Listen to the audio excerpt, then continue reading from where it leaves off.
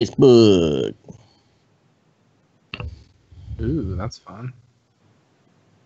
Music starting.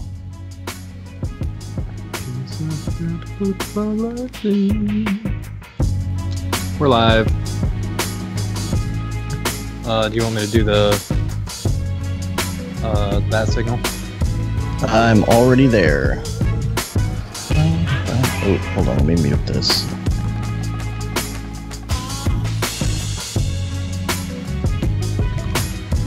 Come on. Whatever.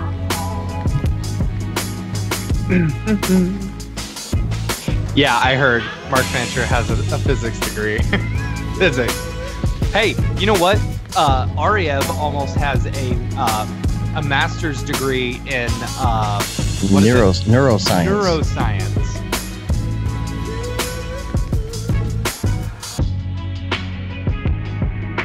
No, maybe it was he's already got his bachelor's and maybe he was going for his doctorate or something.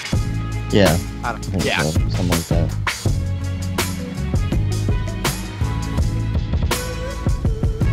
I don't remember.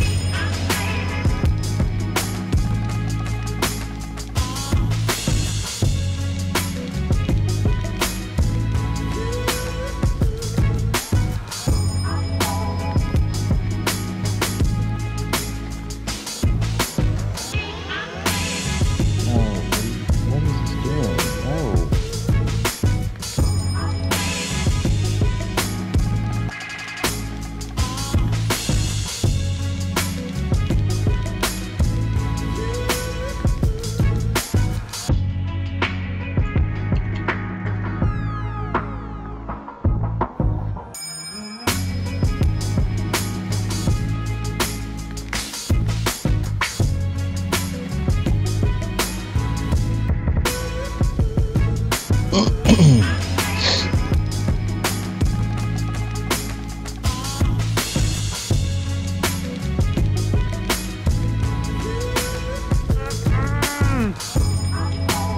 Constipated? No.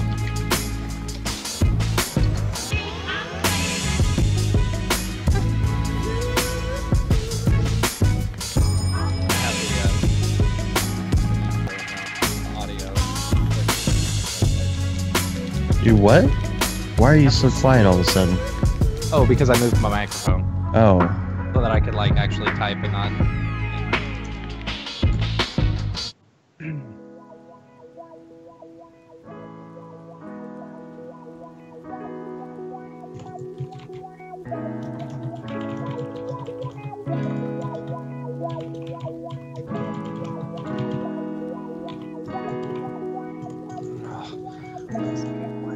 Why is this not working? Come on. Probably something technical. No, well, it probably is. Like, so dumb. Like, sometimes Synergy copy and paste works, sometimes it doesn't. I gave up on all that. Yeah, it's just so much easier having like 6 mics, right? Yeah, I just screen share.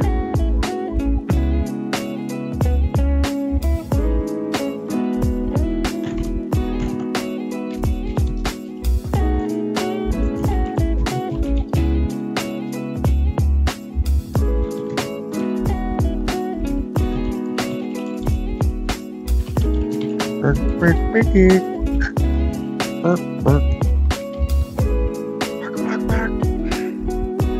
Close that window. Don't want to share my X particle serial number. The stream, that would be good. Not that it would work half the time anyway, but you know.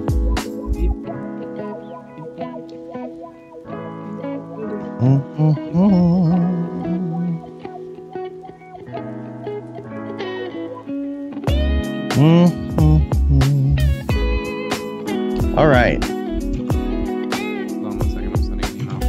I mean, okay, we can start. Whatever. Okay.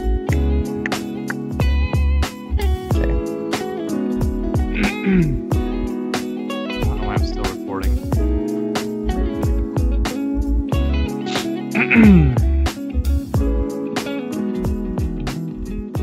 Hey, we're live. And I look good. Like, color-wise, not like... No, face-wise the or lighting's anything. really good. I need to get my light dude, back. you need to so get I a can light, have some yeah. real lighting. I had a light.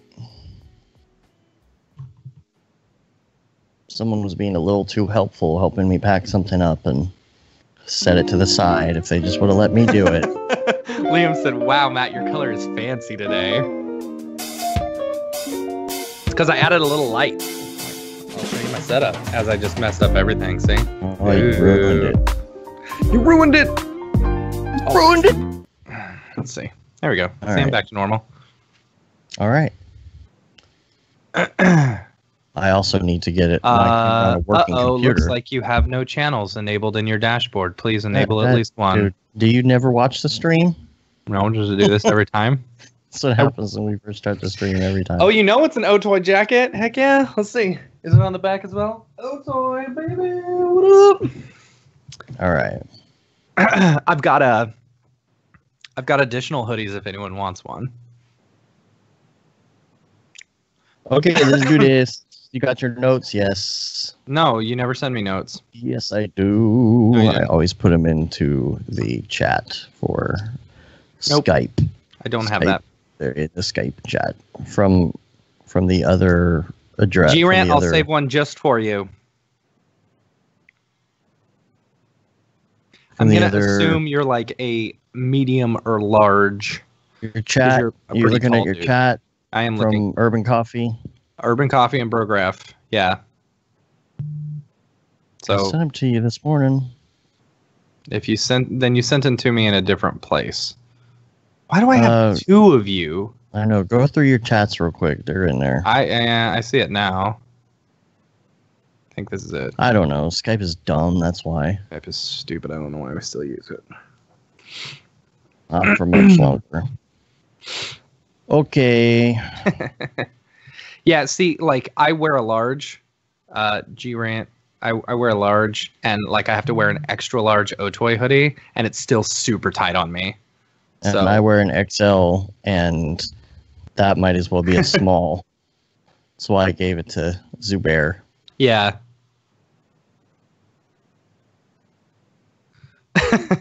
Kevin, you're funny. Okay. You ready? You I will rolling? tell you, they're not very good quality. Like they shed all over the place. Yeah, they will fall apart. Yes. Whoops. All right, here. I'm just gonna start my recording over, so you don't have like 12 minutes of whatever. All right. Okay, rolling backup recorder, rolling regular recorder, ready for the clap. We didn't do it last week. We didn't? No. Oh, that's funny. All right, you ready? Yep. Or the week before we didn't. All right. 1, 2, 3. Sounds perfect on my end.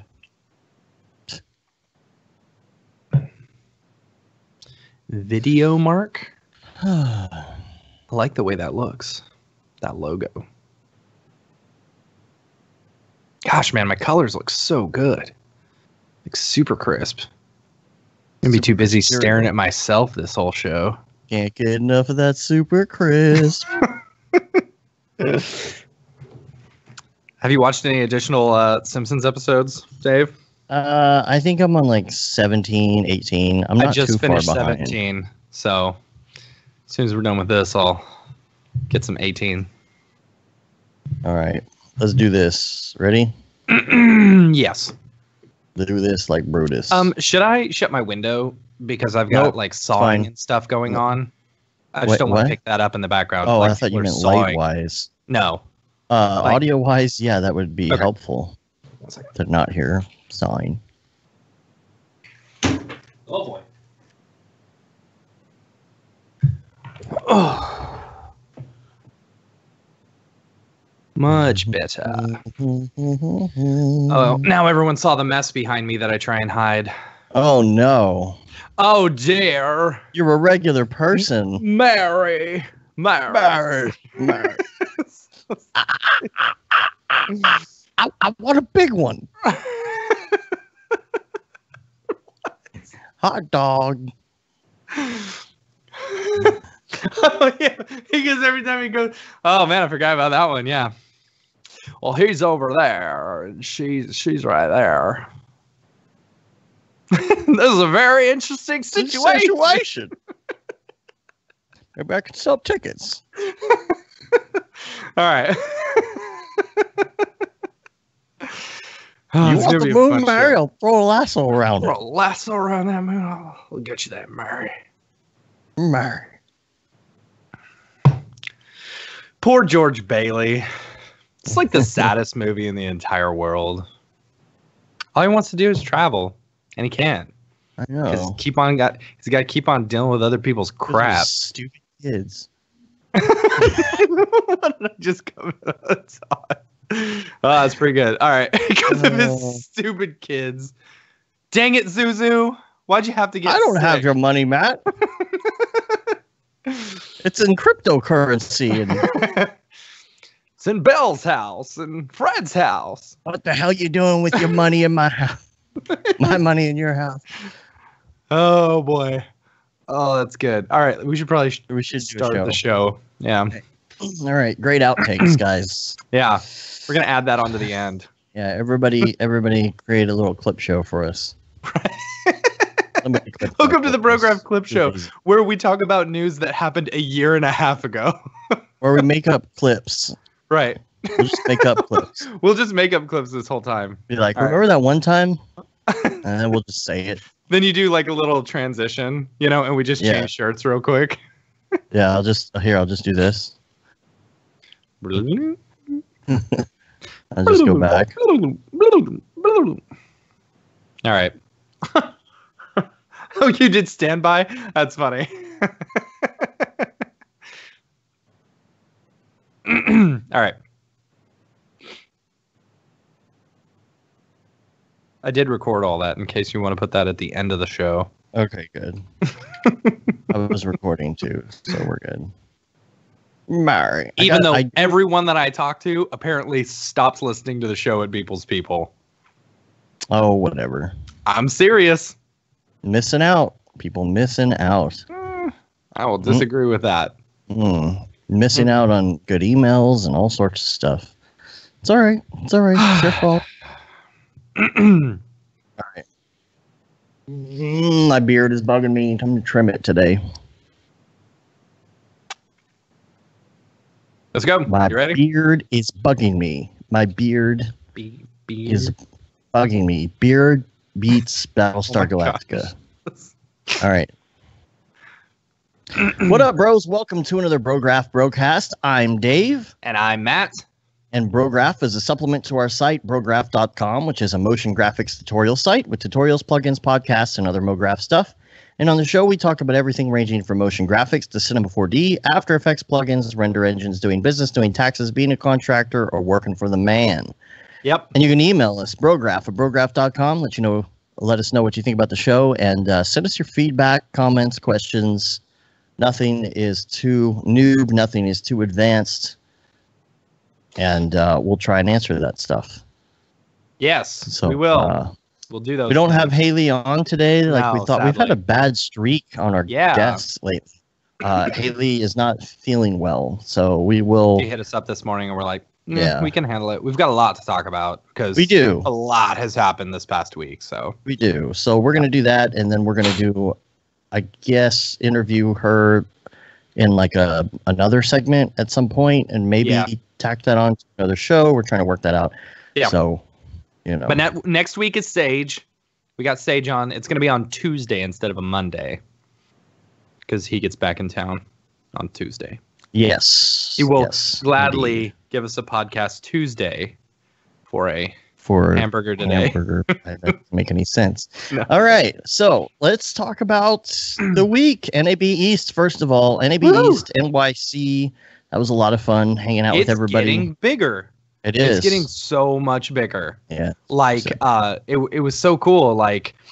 So last year when we presented, I had no idea how it was going to go, as far as how many people, but they did do a lot of marketing as far as pushing the presenters and stuff. So we had a fair turnout. Well, this year, the first day, man, we had every single chair filled up, which there's not that many. There's only 8 chairs, but then literally it was standing all around the aisle. There were so many people. It was cool. It was Yeah. probably like, I mean, for just a little 10 by 20 booth, you know, like having 30 people or so surrounding the booth watching the presentations was pretty awesome.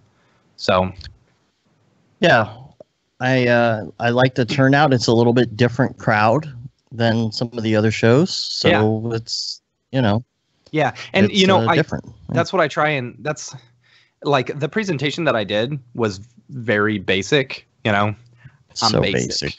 Mhm. But because literally it's just like I called it, what was it? It was text and logos, the gateway drug to Cinema 4D. You know, because in my opinion, that's the way it was. You know, when I started, it was all about learning text and logos and stuff like that, and that's how I got into it. And so I just kind of showed, I showed an example of something that I had done in After Effects really quick, and then I completely recreated it in cinema. I think people liked it. People enjoyed it. We had a lot of people around. And it was good.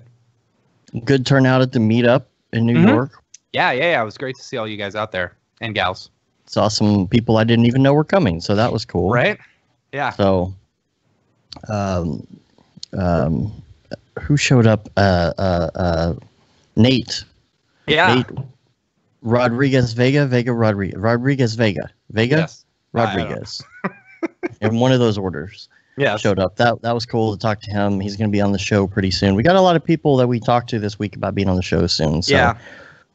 It's going to be talked to Andrew interesting Kramer scheduling. Again. I'm like, hey, come on the show. He's like, all right, let's catch up. He's always said yes. We just never really worked that out. So maybe in the next couple of weeks. Yeah. So then Vera, Pink not Vega. Vera. Yeah. That's right. Yeah. I was thinking of Lou Vega. Oh, right. Yeah. Is that a musician? Right? I don't know. I think so. Is that I'm Blue? Or is that who it song? is? I have no idea. I don't know. All right. No, is that a little bit of Monica? No, yeah, I mean, don't that's know what who I that thought is. it was. Okay, that's who it is. All right. Ping pong party. Oh, I ping know. pong party was so much fun. It was so cool. Yeah, It was the Adobe Maxon. Yeah, Adobe and Maxon put on a little ping pong party at Spin in New York, and it was super cool. Ton of New Yorkers, like a New York motion designer showed up. You had Scotty Solomon showed up, which was cool. Also, Jeremy Cox from formerly of where is he at now? Or no, he's just freelancing now. Yeah, He's Imaginary freelancing Forces is now. where he used to be. Yeah, so a lot of cool people showed up. A lot of great people. And then I added some people to the Slack while we were there. Yeah. So there'll be some new people on Slack. If you're on our Slack channel, say hi to them. Met some people from Adobe that worked on Character Animator and stuff. That was fun. Yeah. And I'm surprised a lot of, like there was an Adobe Maxon party, honestly, because Max was this week, and like I don't know. I'm wondering if the Adobe people just got the short end of the stick and had to go to NAB. Yeah. I mean, if you're not at Max during Max, then you know. I'm sure that everybody really wanted to be over there where all the hubbub was. We'll talk about that later in the show, like some of the Adobe announcements and things like that. So that was New York. We basically traveled 5,000 miles in 4 days. Was it 5,000 miles? Yeah, it was 5,000 miles in 4 days. We woke up at what was midnight in LA, but we were in New York. This is after already traveling to New York on Tuesday. And then headed super out early in the morning. Yeah, it was basically LA time. It was midnight when we woke up because we were headed to LA, but we were in New York. Yeah. So we had like a 36-hour day basically on Friday. We left. Friday was insane. It was a long journey to LA because we stopped through Chicago. We went out to Otoy? I don't know. The layover wasn't too bad. No, because it was only an hour.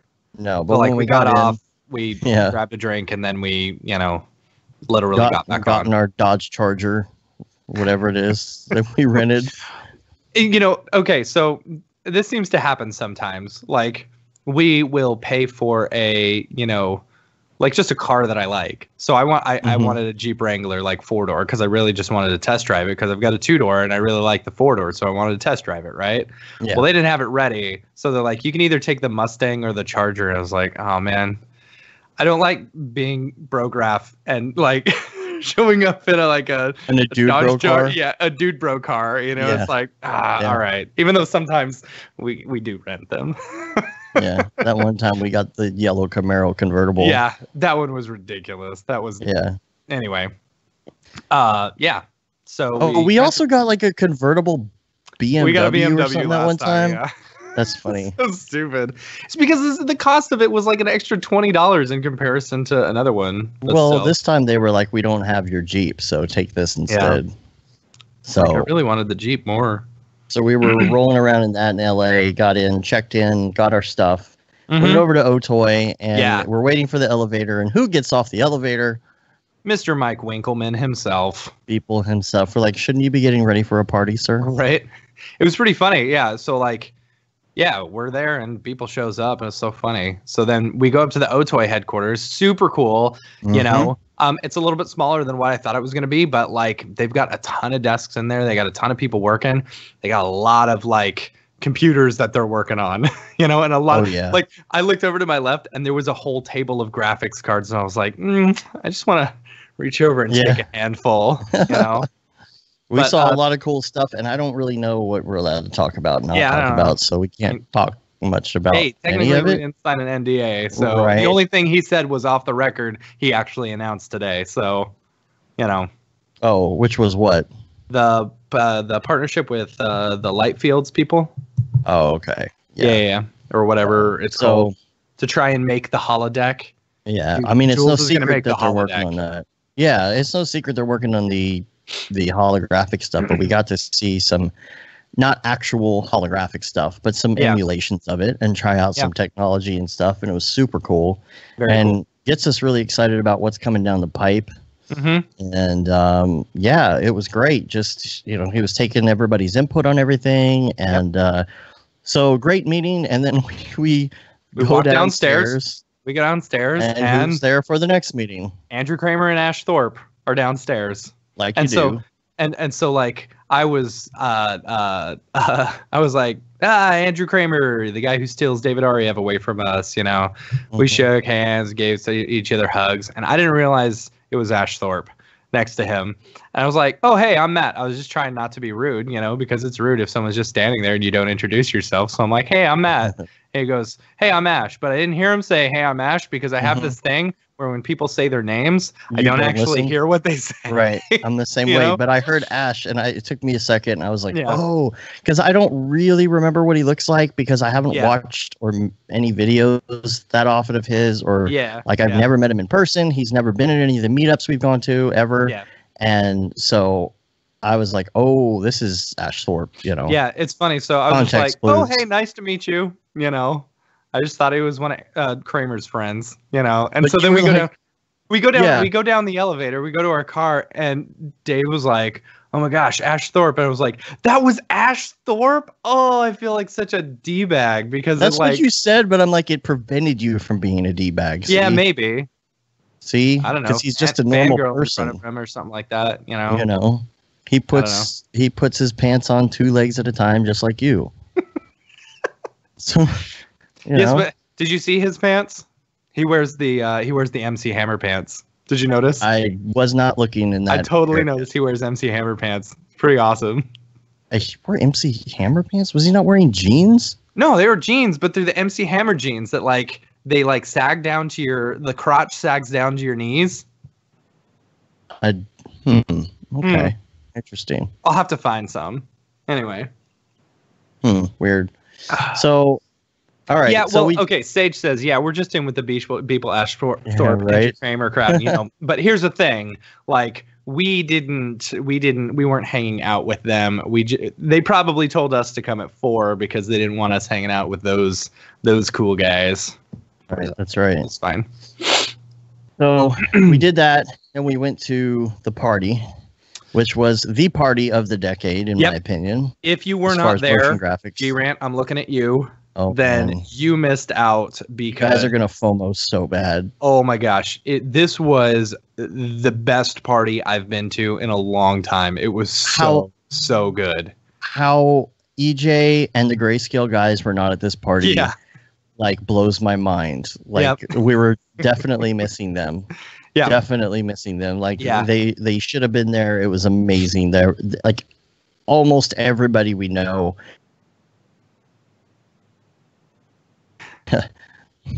Grant says, "I knew this part of the podcast was coming." Yeah. Yeah, this is the FOMO section officially. Yeah. Hashtag FOMO. Okay, so who was there? Good Lord! I mean, okay. So what's cool is like every single person, like just about every single person that we have met at NAB or at SIGGRAPH, like working the booth, you know, all the presenters, almost every single one of them were there. Like, or actually we saw this week at some point. It was so amazingly cool. It was all so the people we were cool. just talking about. Plus, Jules came. He stayed for a long time. Yeah, he did. Chatted with a lot of people. Max on Rick, Matthias, Paul showed up, even though he wasn't going to. Paul showed up, even though, like he did the same thing as us. He flew from New York to LA, and he wasn't originally going to go, but he showed up. It was pretty awesome. Let's see. Brandon Parvini was there. Who else? Obviously, David Ariev and Schmoopy. Yeah. Zach Corzine and his girlfriend Brittany. Let's see. Who else? I have to like look at. Nick Scarcella was there. Oh yeah, we got to meet Nick. Yeah, finally. Yeah, it was. Jeez, it was so good. It was so good. Yes, you all should have gone. Yeah, I'm bringing up my my deal so I can see who else was there. So, Brett Morris. Brett Morris was there. Steve Teeple was there. Yeah, Steve Teeple, the whole Ranger and Fox crew. Jan was there. Yeah, Jan Sladeko. Chris Doe was there. Chris Doe, yeah. Andy was there, yeah. Ren. Oh yeah, Ren the Reaper. Yeah. Andy was there. Tokyo.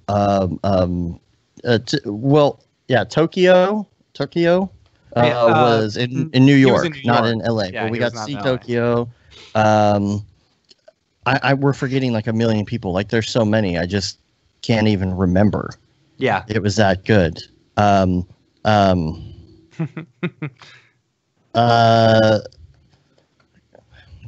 know there's more. There's so many more. I can't even. I literally can't even. So many more. David Brodeur was there. Brodeur, yeah. You got him doing the video. Yeah, I'm gonna start an Instagram of David Brodeur. Kevin was there. Kevin was there. Kevin and his wife. Yeah, his wife. Dan Pierce was there. Dan Pierce, yes, that's who I was thinking. Who else? It's all right. Everyone was there. Everyone was who there. Was anybody. Except EJ and the Grayscale guys. Yeah, and G Rant. And G Rant. Man, it was really, really great. It was just, I don't know how to describe it. It was just, and Beeple was having a good Rick Bogus, you were there too. Rick Bogus was there, yeah. Rick Bogus, and we met a lot of new people as well. Yeah. I don't know.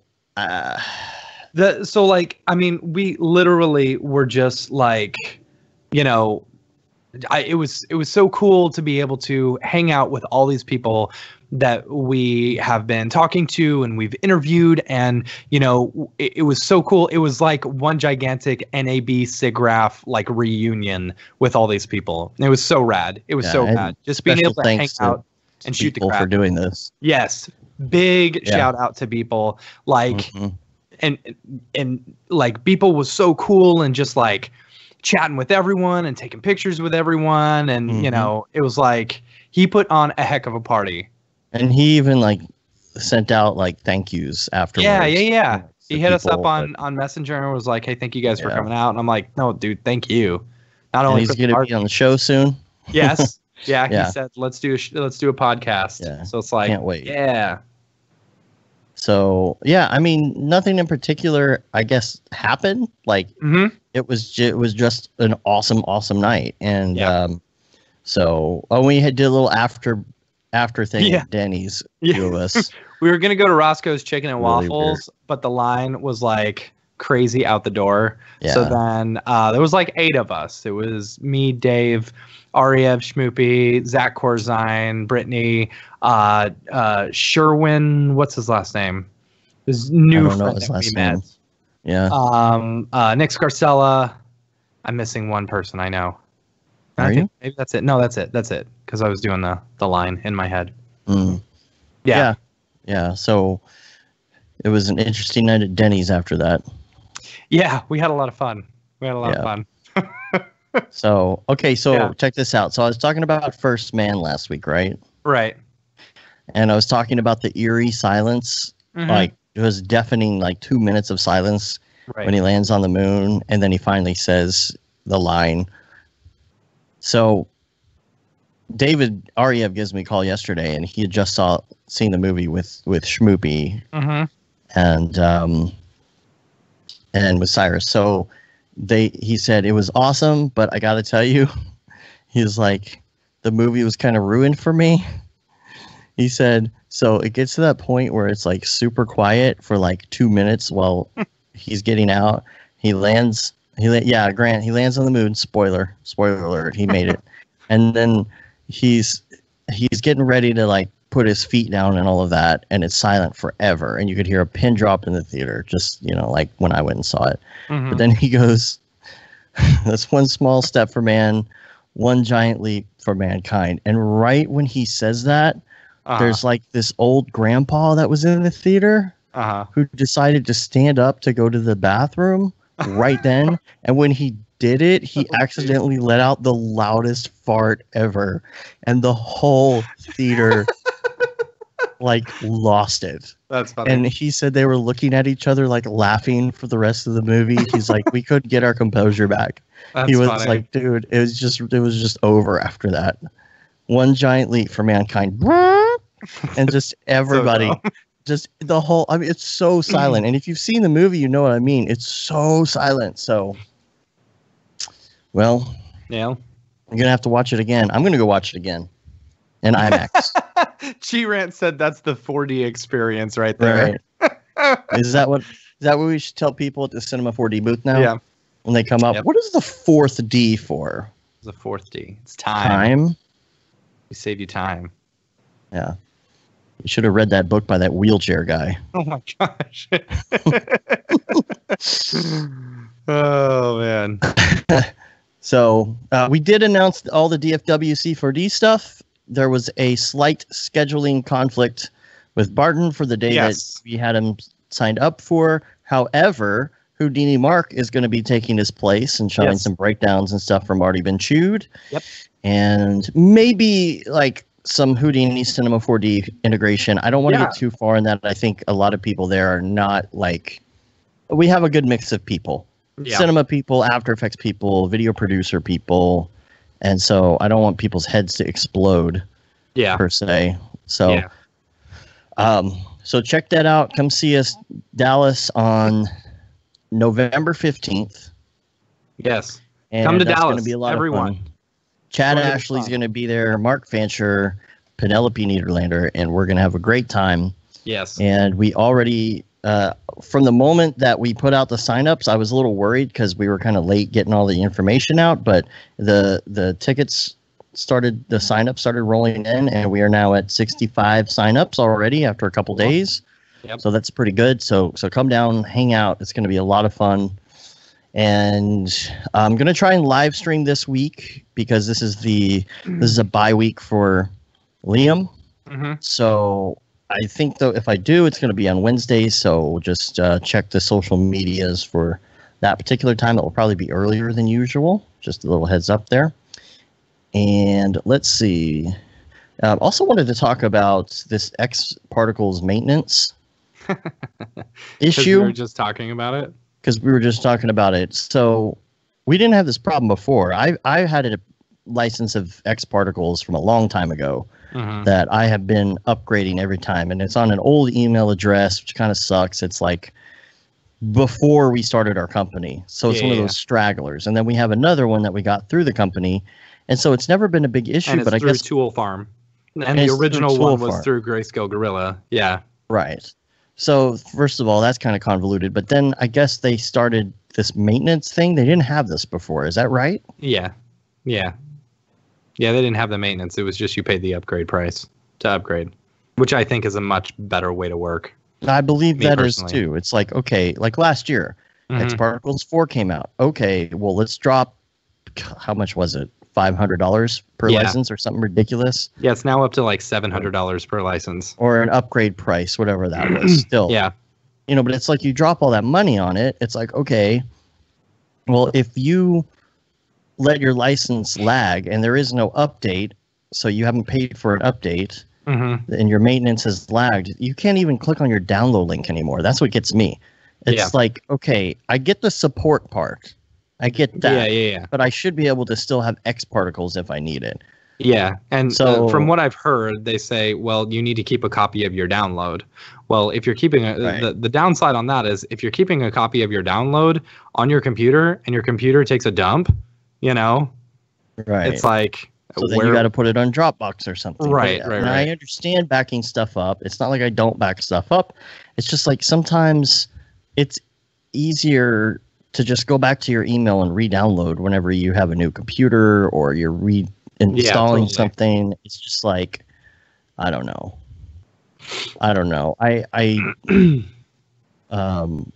Ray Zero says that's weird. What's weird is there's two prices to upgrade. Yeah, locked and unlocked, and you have no way of knowing which one you have. I'm pretty sure like any new license is going to be unlocked now. I don't know. This is disappointing to me. Yeah. I just feel like just make it easy because it's already kind of a convoluted process. What's really dumb is like, so I was trying to figure out, like, ever since they started this early access stuff, it's like, it's very confusing. Like, if you want to upgrade or do anything, you need to be on this early access. I don't know. Me personally thinks it's kind of sketch. Like, they do the early access so that in hopes that people's maintenance will run out or something, you know? I don't understand it. What's dumb is, so... Yeah, more like Dave was the one. Dave was the one who went and... Nothing? Dave was the one who went and signed up on Tool Farm in order to get our second license of X Particles, right? So I wanted to get on the early access. So if you go onto their website, it says you have to do like early access dot whatever in your web address, and then your email, which I had username. registered. So Dave registered it. So I went there and it says, oh, now you've got to approve this to download it. Okay. So it sent me an email. So now it sends Dave an email, you know, and so he's got to approve it. And then he tried to download it and said, oh, this is not the IP address that requested I just the clicked thing. to verify. Seriously? So then I have to forward the email to you. Yeah, you have so to that forward you it can to click me the so that link I from your can IP then address. click it and download it. And it's like the most convoluted, stupid crap ever. It's like it shouldn't be that difficult. It's like we paid a ridiculous amount of money for this plugin. Like it used to be really easy to deal with this stuff. Like X Particles used to be really easy to deal with, and now it is like convoluted and broken. It's not that I don't want to pay for the plugin. Stuff. It's just like make it super easy for me to maintain this in some way so that I'm not constantly. You know what I end up doing is like not installing stuff. Yeah. For a really long time, like R20. Seriously, Stage that sounds almost like Real Flow level, and it's exactly Real Flow and X Particles are like two giant pains in the butt in order to deal with. Does it really have to be that difficult to fight piracy though? Like, is this a piracy? I get the piracy thing. The thing is, like, but like, why? But why so difficult? There are other people that do this with no problem. Yeah. And they don't make it super difficult. I don't know. I think I don't know. The other problem is the ones that lock your license about piracy and just start working about producing a good product. Because if you produce a good product, people are going to buy it no matter what. And the ones that lock the license to your serial number, so then when you get a new version of Cinema 4D with a new serial number, then you have to go in and you have to say, oh, by the way, I got to change my serial number. And you got to go through that process so that you can get it to match your serial number with the new version. And me, like an idiot, of course, like a couple years ago, I did it, and I changed it to my temporary serial that I got before I registered Cinema, and then they sent me the new serial, so that I'm changing it twice. Is it really that necessary? Is it? Yeah. Yeah. Come on, ease of use for your clients. They're the ones who are like going to be using your product. Like, for example, if I've got to do like a smoke sim and I was going to use, X particles for it, but I have to go through all this rigmarole in order to get it installed in the first place, I'm just going to jump over to TFD because it's so much easier, Yeah. Like, I'm going to choose the one that I've got available to me anyway. At the time. Yeah. All right, so let's move on to some Ravcock. What's your flavor? What's your flavor? I'll add a little bit of flourish in there. You like that? No, I do not. Here's something I learned from Aaron this week when he was doing his presentation. He was talking about maintaining scene sizes when you're working in Octane. And he was talking about when you bring in something like a displacement map. Usually I'll bring in a displacement map and I'll just import the texture and I'll set it to normal and not even think about it. But when you're doing an alpha channel, you'll change it from normal to alpha. Right. But also you can put in float. And I never thought about the fact that, like, if you tell it just to if it is just black and white values anyway, you tell it to bring in black and white values, it actually makes the scene size a little bit smaller. So just a small optimization thing, because it's not looking for all these colors within the map. Oh, interesting. I don't know. It's just something he brought up. Yeah, that's super cool. I haven't really tried it myself yet. But Kovret's presentation was really good. Yeah. That guy, he was very well prepared and super, he did a really good job. Yeah. So Octane RC6 also is out, which is good. Yep. I'm ready to install that here in the next couple days once I get some stuff going on. We got to figure out on these projects coming up in the next 3 weeks what we're going to install and what's going to be working everywhere. RC6, Yeah. I'm pretty sure that one's good to go. The X90, well, we don't have the X99 issues that a lot of people have. No. So as long as it's working. Are people still having those issues? I don't know. I don't know. I haven't really seen. I know some people in RC5, I did see there were some issues. Raid Zero says it's got motion blur on OSL cameras for Dead Mouse. That's good. That's the issue he was working on the live stream. And there is this rendering performance article that came out that basically clocks the 1080 Ti and the 2080 Ti at the same Octane bench score, which is interesting. However, of course, this doesn't have all the RTX features running. So, yeah. We have been told, however, that there will be a substantial increase when all of that stuff comes into play. So once everyone gets the RT cores, and from what I've been hearing, it's that they're still all just waiting on NVIDIA to get SDKs and stuff out to all the companies, to be able to work with these RT cores. So yeah, because Octane 2018 is going to have some RTX stuff in it eventually. I don't know if it will on release or not. I don't remember. Didn't he say on Facebook it's not going to be implemented right away? I can't remember. I don't remember off the top of my head. Once it is, so a lot of people are asking, okay, well, should I get the 1080s right now or should I get the 2080s? Honestly, I'm going with 2080 because I know that while it might be the same as a 1080 at the moment, a year from now it's going to double its power. It's funny. I feel like this is the second time we've had this conversation with iterations of graphics cards, because I'm pretty sure we had this exact same conversation with 980s and 1080 Ti's. It's maybe a year ago or whatever. Yeah, because there was some stuff that wasn't. It was when Pascal wasn't fully integrated, right? Yeah. Or is that right? Yep. Yeah, because Pascal was the new one, I think, and it wasn't fully integrated. But once the drivers were all set, they were running super fast. But this is honestly if you're on the fence. Yeah. So also there was an article, Puget Systems did this article about like Octane Bench. They were running some Octane Bench, and these are just initial scores coming out of Octane Bench without any of the updates or the adaptations or whatever, but they're showing a RTX 2080 Ti running an Octane Bench of a 240, which is like, to me, that's insanely good, because my three 980 Ti's are running like a 300 or something like that. Right, so but to that's have not much more than the 1080, and that's the question. No. The 1080. So the 1080 Ti is running a 184, and the 2080 is running a 189. So if you're going for the 2080 Ti, you're still getting 60 more Octane Bench. Which is pretty good. Well, Raid says the price wise is not time to buy a 2080 Ti, but I mean, is the price really going to go down anytime soon? I mean, I don't think so. I've never seen prices go down until like new iterations. The next one comes out. Exactly. Yeah. Unless there's something I don't know about here, but I mean, I would rather invest. It's not $1,200 is not that bad. But it depends. It depends. No, I mean, $1,200 for just your average Joe who's working a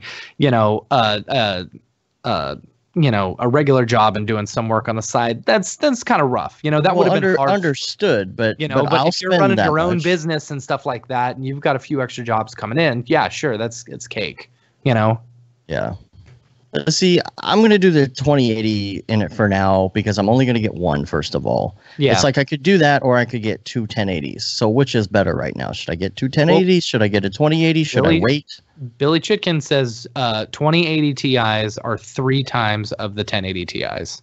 So if you're going to get one, it's like getting 3 1080 Ti's. That's what he says. No, but I don't know. I mean, talking about. Oh, yeah. Okay, never mind. That makes sense. No, not as far as, but it will be twice once the RTX stuff starts working. So yeah, I mean, I don't see. I don't see prices ever it. going down until there's a new iteration of it. I can only see prices going up, like we had to deal with the crypto stuff.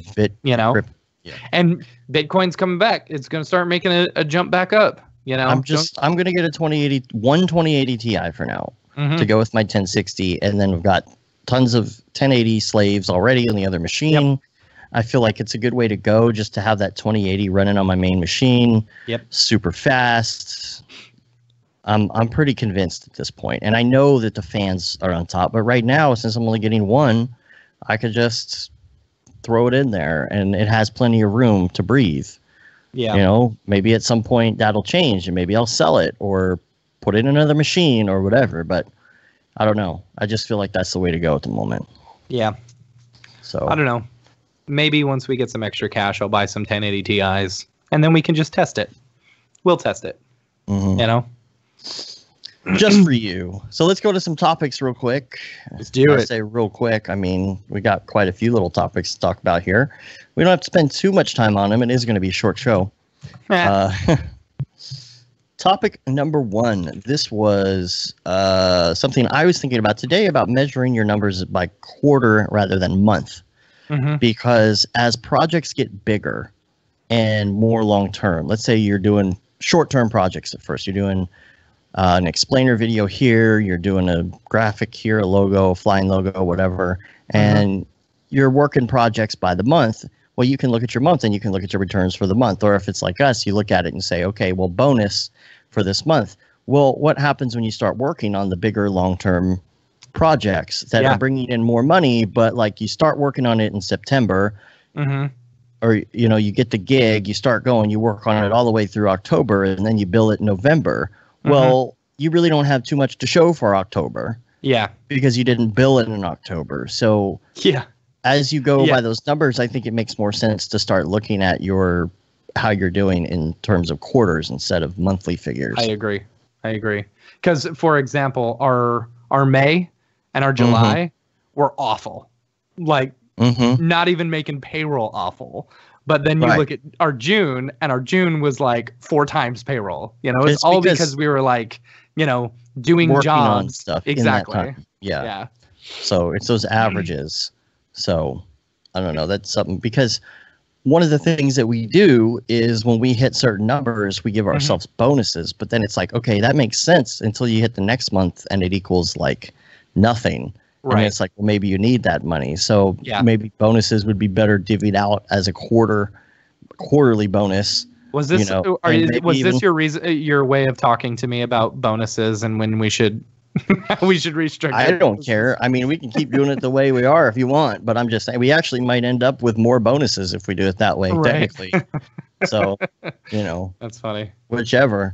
It just seems to even out. The averages seem to even out more that way. And also, TMD and forums was talking about a dilemma about what to do with dailies this week. And I thought it was a good point because, it's kind of the same thing that I run up against sometimes where I'll look at a bunch of stuff and I'll look at these Instagram posts that all kind of look the same, all copycats of people and whatnot and lots of shiny balls and things. But I will sometimes look at something or, my biggest dilemma is with space. I'll tell you that. Everybody's doing space. David Aryev's doing space. Everybody's doing space, right? Space. And I kind of like get the bug, like I kind of want to do something in space, but then at the same time, I'm like, well, everybody else is doing space. Yeah. So you kind of want to do it, but you don't want to be like just another daily space, but you want to do it for the practice. I don't know. This goes back to something that if you guys were on the Monday meeting today, this is something that Ryan Summers was talking about. And it's like a lot of people have these tools in order to do this stuff and they're creating a lot of the same renders, It doesn't set you apart from the crowd, it doesn't make you stand out. If you're going to go for a job and you're showing off a reel and your reel is basically the same as every other person coming in, what's setting you apart from any other candidate, or if you're bidding for a job, for example, and you're like, here's my demo reel and it's the same stuff, as everyone else. Oh, here's my space render. Oh, here's my Beeple-esque render, here's my MoGraph render, here's my shiny ball render. Well, and then it's Mark not going to set you in. apart from anyone else.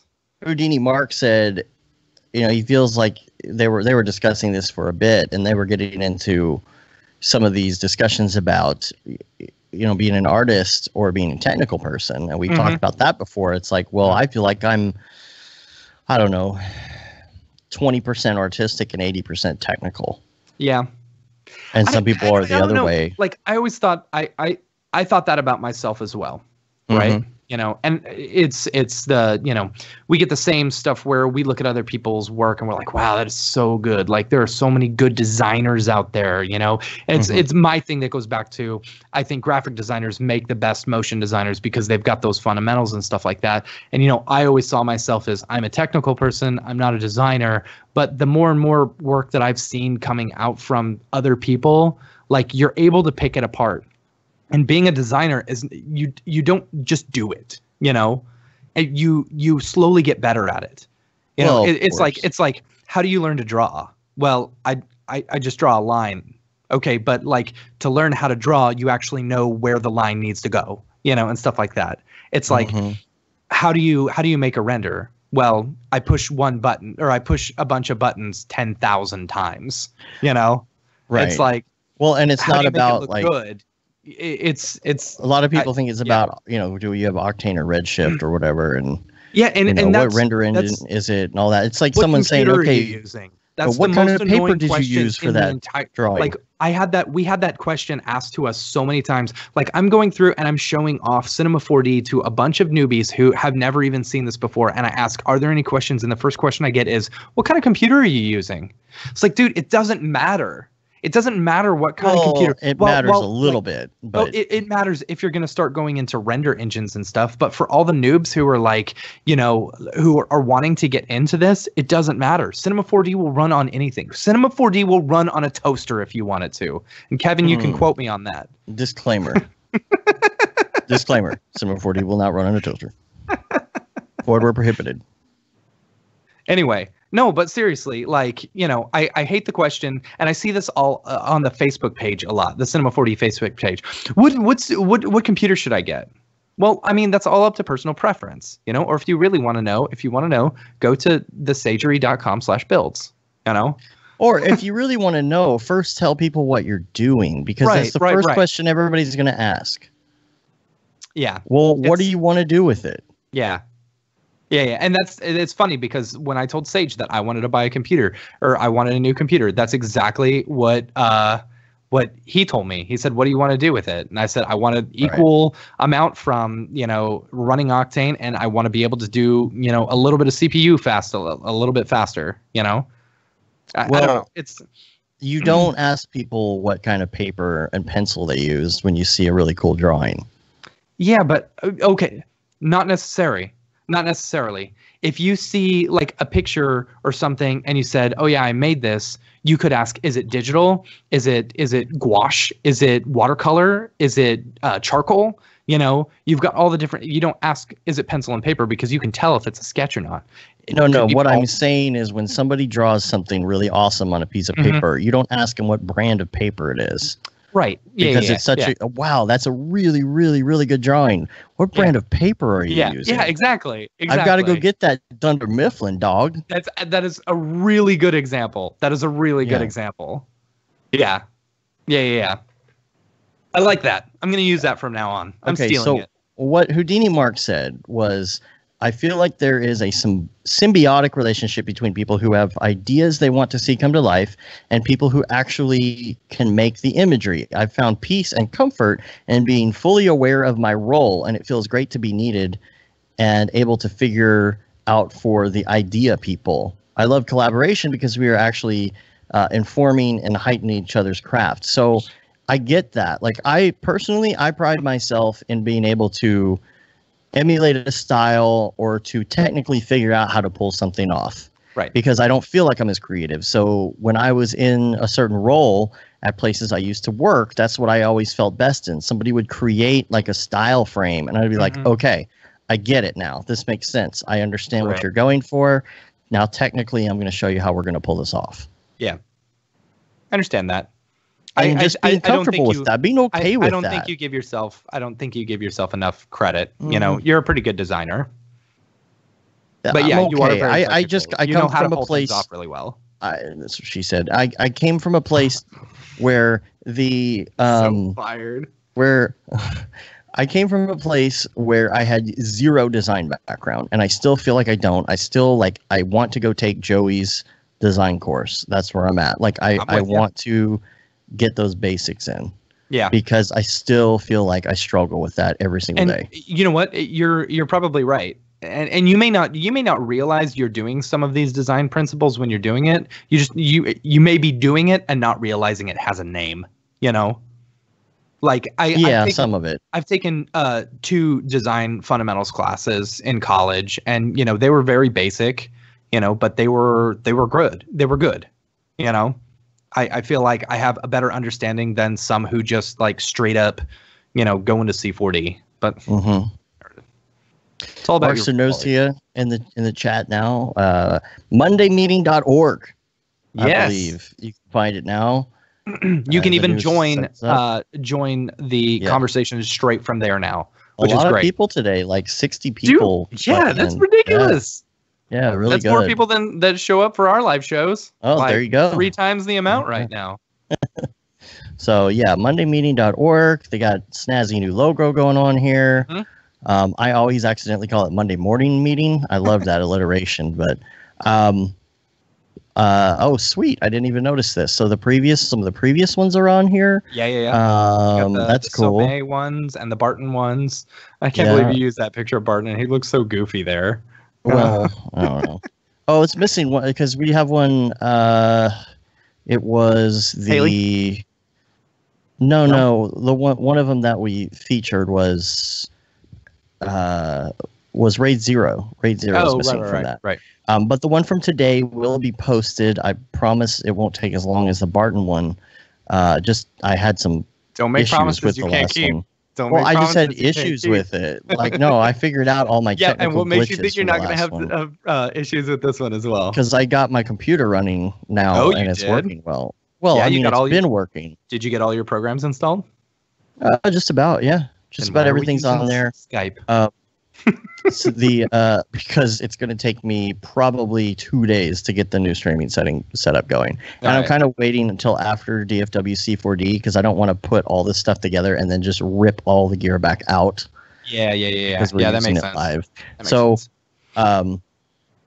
and plus we're trying to find a new switcher and all this other kind of stuff. So, yeah, Ryan Summers, we're trying to get that. They brought up some great points. There were some great questions in there talking about frustrated designers with bosses that just don't understand. I think that's a huge thing when you are the only artist in the room and your boss is trying to tell you what to do and they don't understand technically how difficult that is to The whole pull reason off. I left my last job. Yeah, It's the we've whole had reason. a lot of jobs like that.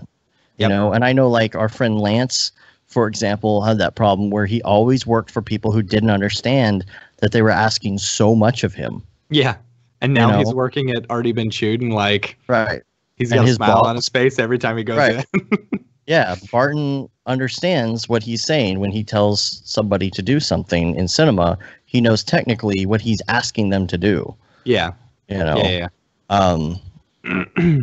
So, what else did they talk about this morning? The story about he told the story about the contractor that's so easy to work with, and it's kind of like, where do you learn how to be easy to work with?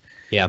You know, I give credit to one of my old bosses when I was on the road for being able to accomplish things on time, being able to respond to people when they send you an email in a timely manner. Yep. You know, just being responsible for everything, showing up on time, showing up early, showing up, just making sure everything is organized, delivering, being somebody who can just get things done, and just being someone others can rely on. You know, that is what gets you more gigs. Yep. If somebody comes to you and you get the job done, but like you didn't respond half the time and you just disappeared, or you weren't listening and you did it wrong, you know, and that you had to be asked to redo something a whole bunch of times because it was your bad. That's you don't respond until the very end, like the day that it's due, and you're like, oh yeah, I'm just working on it. And then they're like, oh, this was nothing what I was looking for, you know? Or it's done and you're like, oh, I got it done by today. And they're like, okay, but what about revisions? Now we need all the revisions in one day. There's a lot to that. And it's not something that comes naturally for some people. Yeah. So that was a really good conversation. And, he was saying there should be like a class, like a master class on working with clients, because it's true. Like there are so many things you need to know in order for a project to go smoothly and for somebody to back for end up coming back to us because we are staying on top of things and writing things down and doing lists and checking them twice. We're Santa Claus. So, let's see. Tokyo Megaplex. I love that guy. Show topics. He said, one for a stinky opinion that most people on here will probably agree with. The CG MoGraph work I've seen from people who just learned it on their own versus the people who have just learned it in school is at least an order of magnitude better. I think this is for multiple reasons. You need to be really passionate about something to learn it on your own. And this day and age, you need to be able to learn things on your own to problem solve. The amount of people I've seen in school not taking advantage of online resources is astounding, and it shows in their work. Of course, there are those who do both, and that's definitely the way I think it should be approached. But don't teach how to use a program in class. Make them learn most of that outside the class and focus on what to do with that knowledge and apply that in the classroom. Yeah, here's what, okay, so this is just my experience. It may not be the same for everyone else, but my school, I went to the Art Institute of Dallas, you know, whatever. It was an okay school. It wasn't worth the money that I spent. I wish I would have gotten a 4-year degree instead of a 2-year degree, but I wanted to get right in there and just start working, you know. From day one, we were touching cameras and running audio and stuff like that. So, you know, it's a trade school. Here's the thing that they taught me. They taught me how to use the tools. how to press buttons and stuff like that. And they didn't really teach me a whole lot when it came to like post-production and After Effects and stuff. I learned a good majority of that myself on the job or by watching Video Copilot tutorials. And with any education, no matter what degree you're going for, it's all going to be about how much you put into it. And I would get so mad at all the other students in my same program because they'd be like, how do you do this? How do you do this? How do you do this? I'm like, why aren't you learning this stuff on your own?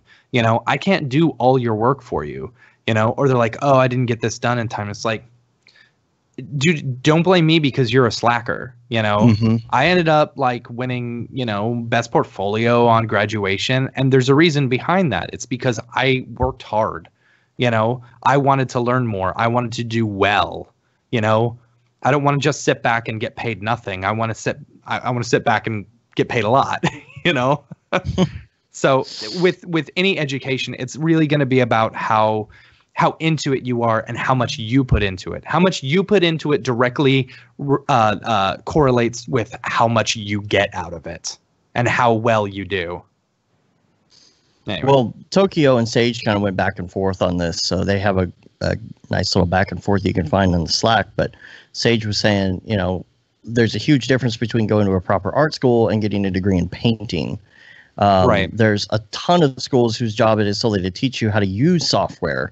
And they aren't bad schools, but they require the student to actually put in the time to learn the actual design principles. Then you have art schools who put you through the proper design critiques, have critical thinking classes, art history classes, and then they don't teach you how to use software, right? So some of it's one or the other. So ideally you want kind of an in-between. So, you know, there's a good balance in there. And I feel like, though, like as far as like where I went to school, it was all technical.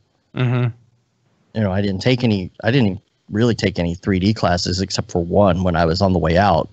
Yeah. And that's the one where like it was 3D Max and the teacher was like, you already know 3D Max, so just show up with a project after 6 weeks. Yep. And I was like, okay. And that was it. I didn't get any design my Media 100 class because I had gone through and learned it. I know, right? La-di-da, Media 100. I think the director knew that they were dropping that class, or you know, in like a few semesters. So let's see. I think that wraps that up there. I wanted to talk about Adobe updates real quick. Yeah. So it was Adobe Max. They announced a whole bunch of stuff.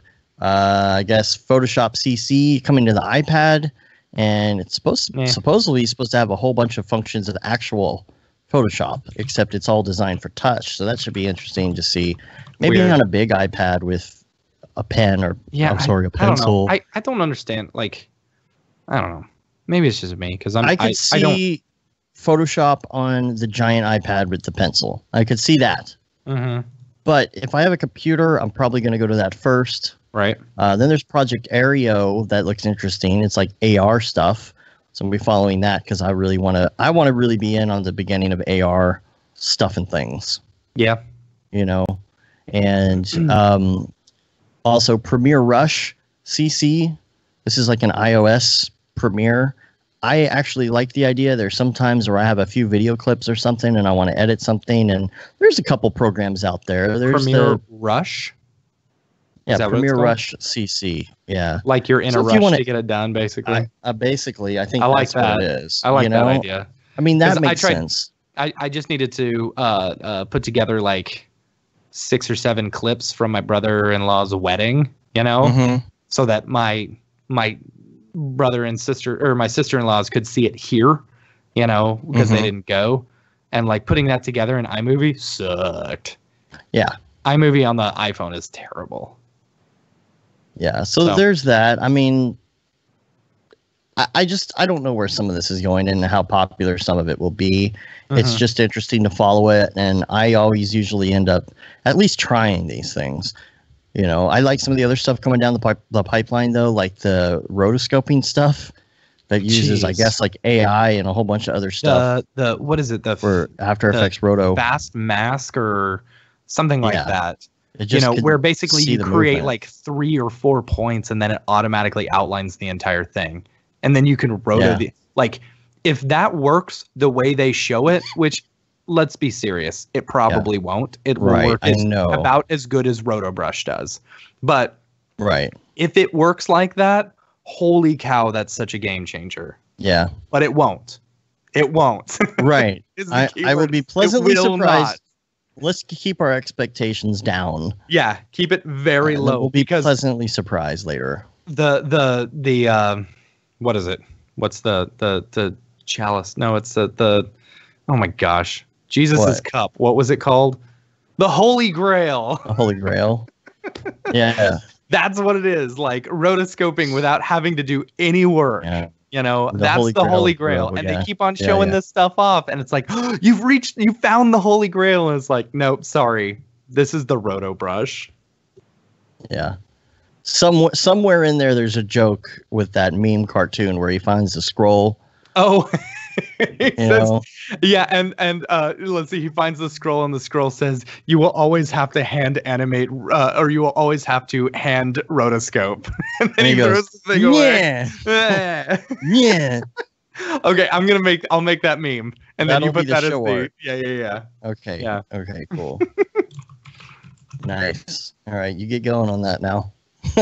But Tokyo Megaplex also sent in an email question. That's Brograph at Brograph.com. He says, "What's up, Bromo Sapiens?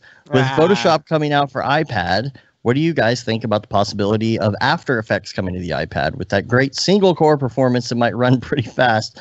Also, more interestingly, it sort of brings up the idea of doing 3D stuff on platforms other than the desktop. C4D for iPad? Ooh. I don't think so. Or some light version. I don't think stuff like that will ever come to iPad. Gosh. Like what I can just see us saying C4D for iPad. People who are like no. Okay, go ahead. I can see us saying like, "Ooh, C4D for iPad," and people listening to this in the Maxon offices and being like, "No, God, no." Or maybe some light version we can at least model and look dev. What about Substance or ZBrush? Or what about getting these apps in VR? Maybe ZBrush. Okay. I could see ZBrush. I gotta tell you, I want Cinema 4D in VR. Okay.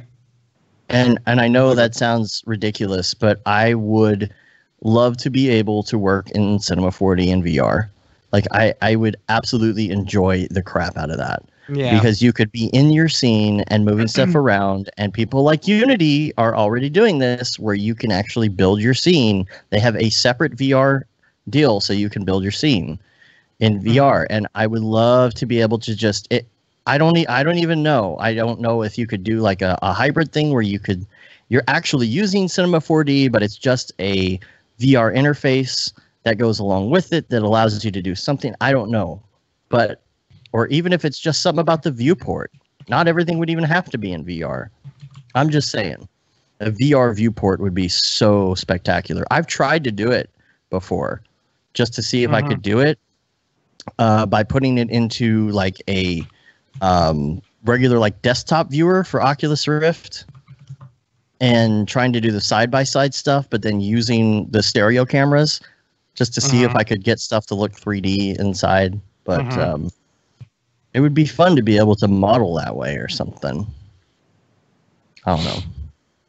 Substance Designer VR. Yeah, I know. I did see that. See, that looks really cool.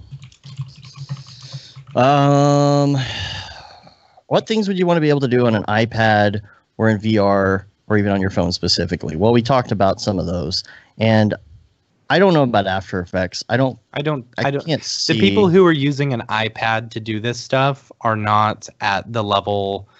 Once they get to the level where they need to do more stuff, they're going to be using a computer. They're not going to be using an iPad. It's just too much trouble. I need a mouse. That's my biggest problem. Yeah, iPads are for. I'm going to say iPads are for consumers. They're not for professionals. Yeah. And I know there are people out there that try and use them every day, but it's almost like they're trying to prove something. Oh, I never use a laptop. I use my iPad for everything. Yeah. Even if it makes it more complicated. Right. like they're trying all to my prove... photography, I take pictures on my iPad with the Bluetooth keyboard hanging off the side. Right, because reasons. There's always going to be a need for computers and a mouse. That's the thing, the mouse. The mouse isn't going to go away. Yeah. I can't see the mouse ever fully going away. Yeah. It might be used less. Yeah. But... All right, well, let's do some Beeple's People. Let's get out of here. What should this say? You always have to rotoscope frame by frame? No. No. It's hand roto will always be necessary in some form. Nah, that's too I'll figure it out. Okay. Yeah. All right. Beeple's People. By the way, this is where Beeple skips. Yes, I talked to him. So I talked to him. I said, okay, I have to ask you, do you listen to Beeple's People? And he said, he's like, I'm gonna be very honest with you. I don't listen to it. I always skip it because he doesn't like feedback on his own stuff. It feels too what's the word? Masturbatory, he said. Which, I get it. You don't want to hear critiques of your own stuff. The thing is, though, it's kind of changed. Like, we don't even critique it per se anymore. Now it's just like only about the story at this point. Yeah. But I understand. So we're going to go to October 16th, Year of Our Lord 2018. Bring up your Beeple, your of choice. All right. Are you there? And by the way, he's not the only one who skips Beeple's People. I met a few people this week who skip it as well. But I will say, Ariev, while on the drive here, he said to Schmoopy, he said, hey, get out your Beeple viewer of choice. I need to see these. Yeah. So, Yeah. Well, all right. So, anyway, let's take a look at this first one here. What about rotoscoping will never be a click of a button? Yeah, there you go. All right, will never be automatic. Oh, there we go. I like that. All right. This is called Space Force 2067. Now, on the Beeple timeline of things, 2067 is pretty low on the totem pole. So this, to me, fits in the timeline that I'm currently putting in my notes and my pieces of yarn and string connecting to different things. And this makes sense because what happened is we announced the Space Force, and by 2067, we'll have some astronauts shooting people in space with American flags because resources. And so that's pretty much what this is. I do like the scratch he has on the glass. It is interesting though that it's 6 and not 5. Did you notice that? No. That little hash marks, when you do a hash mark like that, it's supposed to be 4 and a slash for 5, but this is actually 6. I don't know if that's code for something. I doubt. I think he just added one extra hash. Oh, okay. So, pretty good. I like this. This falls perfectly into the storyline that I have in my head at the moment. So, let's go to the next one. This is going to be October 17th. And this is called Lunar Year 51. So, I'm guessing this is about 51 years into terraforming a little bit of the planet. Of course, you look in the sky and the moon is in the sky, so I'm a little confused. Which one was this one? Son, I am confused. Lunar Year 51? Son, I am disappointed. Yeah. Well, this one they're terraform or they're growing the mushrooms. So I guess that answers the question about the mushrooms. What is it for? They're growing. Oh, yeah, that's true. I don't know. What do they need fungi and spores for? Well, here's what's interesting. Oh, no, that is weird. Maybe it's for medicine. Maybe. It's for medicinal purposes. You need fungi for... There's fungi that cures stuff, right? I guess. Thought there was. Fungi-based medicine? But still, Lunar Year 51. So this is 51 years into terraforming, or 51 years since they got onto the moon, however the moon is in the sky. So that's Yes, confusing. But this could be another moon. Like this could be Jupiter's moon. You know, this could be Hey. Io. And that's why there's another moon? I don't know. No, that's Jupiter. That's Jupiter. Jupiter doesn't have land. So that would make any sense. Is that the Earth? Is that the Earth? Like, I don't know. Actually, the Earth. I mean, I guess it could still be lunar year 51, but I can't see from if that's Earth. the Earth. And then we've like terraformed the crap out of the moon then, because like look how brown the soil is. No, that's what I'm saying. The moon's in the sky, but why is it lunar year 51? No, that's Earth. No, that's definitely the moon in the sky. No way. If you look at it, you can see green and blue. What? Yeah, totally. I'm not seeing that. Maybe that's just the sky. I'm not reflection. seeing that at all. All right, whatever. Bro, do you even magnify? Yes. Okay, let me see if I can magnify. Whoa, boy. Whoa, boy. Oh, boy. No, that's definitely the moon, bro. All right, whatever. All right. All right, well, let's go to the next one. Let's go to the last one here. This is going to be, oh, yeah, October 19th. Oh, yeah, Control Z. This is what he did the day of the party. Okay, well, I think you need to combine both October 19th and October 20th together. What is the 20th? Reboot, because I feel like that's like, oh crap, I need to reboot my system because I've got such a bad hangover from Control Z. That was immediately my thought. Yeah. I mean, yeah. Yeah. It's like some lines in a landscape and some sky and yeah. This was the day after. But man, Control Z, that's really great. That's pretty accurate. Yeah, it was. It's pretty accurate right there. It's pretty much what it looked like. There was a whole group of people. I was looking on it. Did you see? I was looking on people? Instagram. There were like people dancing like almost like they had a like choreography or something. I don't know what they were doing. That was the millennial room. That was the people who just showed up for the party who weren't motion designers, I think. My favorite was that they would all stand around the outside and no one wanted to get on the dance floor.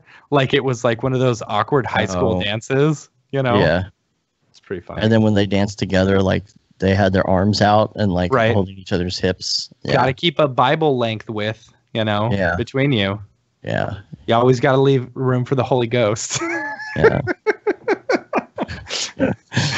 Idle hands spend time at the genitals. You know how much God hates that. Oh, anyway, let's go back to the two of you here. We're done with the People's People segment, and I don't think we have anything else to talk about. Oh, it was a short show. It was a short show. That's okay, though. That's all right. That's okay. I think we came up with a good show for being last minute. We didn't know we weren't going to have a guest today, so it's pretty good, I guess.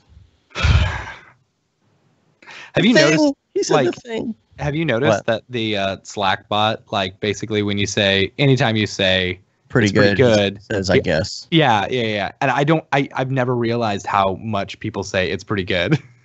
Yeah. It's crazy. Pretty good, I guess. All right. Well, rate us on iTunes, leave a review. You can also subscribe to get our ratings up. Subscribe to our newsletter as well. We haven't sent that out in like forever, but we will at some point. You can say you've been there, done that, got the t-shirt with the No Brograph, No Mograph tee, the Paul Babb, Feel the Babb 2020 shirt. All the profits from that go to Doctors Without Borders. There's also the limited edition Gate and DeSimone shirt, which is going to go away at some point, but it's still there. And then there's the Render Things shirt and hoodie, and coming soon, the long sleeve tee, which I want to get on because I really want to wear one of those. It's getting kind of chilly around here. And that's about it. We're on Facebook, Twitter, Instagram, of course, YouTube, Brograph.com. Make sure you send us an email, Brograph@Brograph.com, and let us know what you think about the show. Give us topic ideas, questions, comments, concerns, grievances. Not grievances. And, whatever. And we're going to get out of here. God, I hate Dropbox. I go into a folder to try and save it, and it's got to download all the files first. It's like, why? Those are like selective synced. Why do I have to sync them? And then Windows goes, boo-dee-boo-boo. No, it's not Windows. And it starts downloading everything. It's Mac. Oh, I don't know, man. Stupid. I've never had that particular issue. Stupid. All right. Well, we're going to get out of here. Until next week, I'm Dave. And I'm Matt. Have a good one. Later, bros.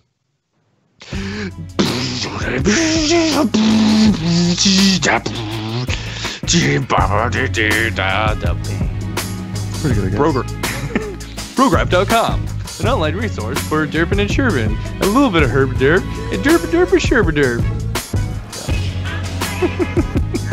The stapler. That's not how this 13. Let's see. Matt, episode 155. You like how I'm just throwing these in the root now? I know. I'm not even making a folder. And then I have to make the folders. Thanks. Yes. Thanks a lot. Thanks. Scroll of truth. It's there. Oh, you put it in there? Yeah, it's done. All right, sweet. I'll post